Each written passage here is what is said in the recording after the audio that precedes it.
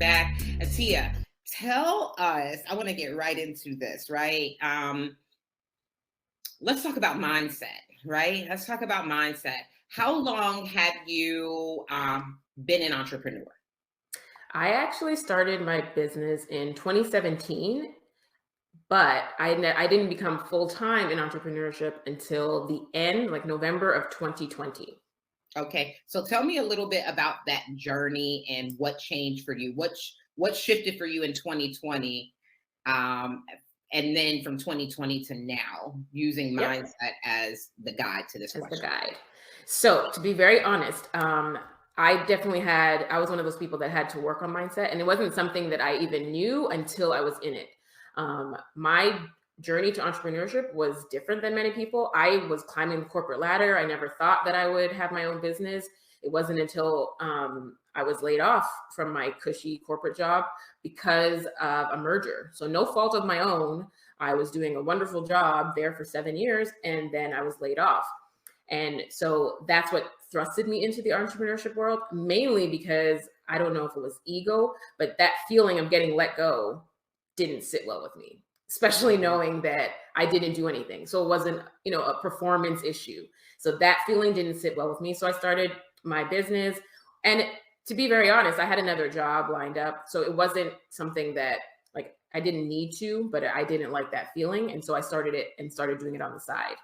When it came to 2020, what happened was COVID happened and everybody was working from home.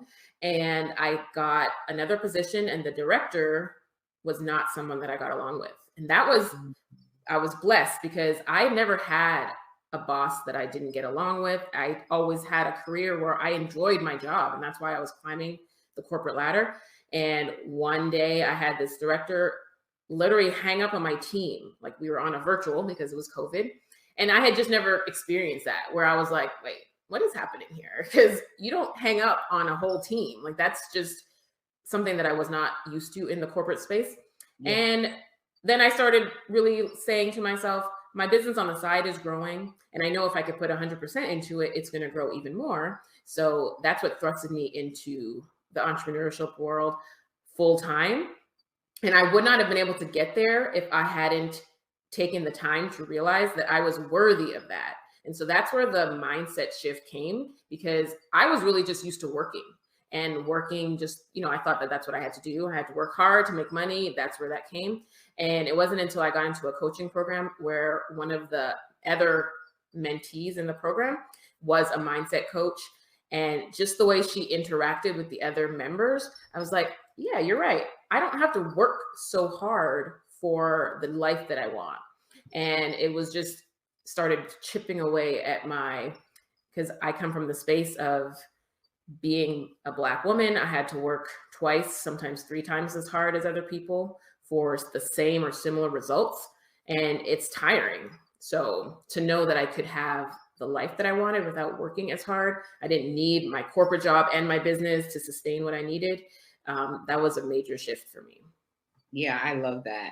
And talk about what that transition looked like from a family perspective, right? You've always worked um, corporate, it's been good. Now you have your husband, you have your children, I'm assuming at that time Yep. too. And you're like, look, I'm going to go out and I'm going to do this on my own, right? What did that transition look like? How did you get the family on board? So that transition is, I mean, it's still a transition, still happening. Um, what I can say is I did have a conversation with my husband, and we talked about a time period. I think we decided on 3 months that I would focus on solely the business for 3 months. Then, being in the thick of it, I started growing, but 3 months is not enough to replace your corporate salary. So it just didn't seem realistic. So I just continued grinding at the business. And I think the fruits of the labor started showing a little bit more, so that it was easier to be like, okay, you could focus more on this. And I started getting a team in place. And so that is kind of how that looked. But it is difficult. And I do want to preference that for me, it was difficult. I see a lot of other people and it might not be as difficult. But when you come from the corporate space and you try to go to the entrepreneurial space, when you have a partner who's just used to the corporate space, it's very foreign. And it's like, well, what do you mean? Basically, for him, it's like you can, like, your earning potential in corporate is what you're making in your business. So you can just get a job doing that. And I'm like, so it's hard to explain. Yes, I know I could, but I don't want to. Yeah, exactly. And you know what the interesting thing is that I started my entrepreneurial journey a little bit over 10 years ago. And I'm married to a man now where when he came into the relationship, I was already an entrepreneur, already thriving in my space. But the relationship that I had 10 years ago, he's like, what do you mean you're leaving your job? What do you mean you're not getting a job?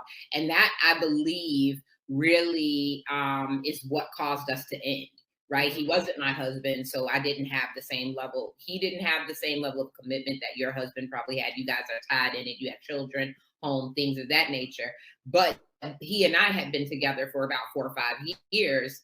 And that change, he could not wrap his head around what that would look like. And for some reason, he felt that whatever shortcomings I may experience, then this is now going to fall on him. I'm going to now become his responsibility, right?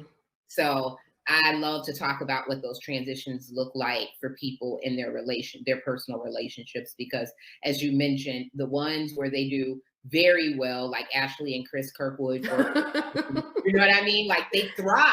They do very well together. Our mentors, they do well together, right? Matter of fact, we saw a lot of couples collect 7-figure awards. That's a dynamic. If you have it, that is a blessing. It is. I think I hear more people though say that it has been, or it was a journey to get where we're all on the same page. Yep. I'm here. I'm glad to hear it, because I definitely see the couples and I'm like, oh man, if it could just be like that. Look, you know what? Here's the thing.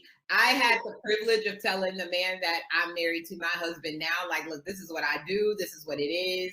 Get on board or get off the board, but a lot of people did not have that. They transitioned into entrepreneurship in their relationship. Oh, this is so good. We're going to go ahead and end this segment and come right back to talk more about the Savvy Accountant.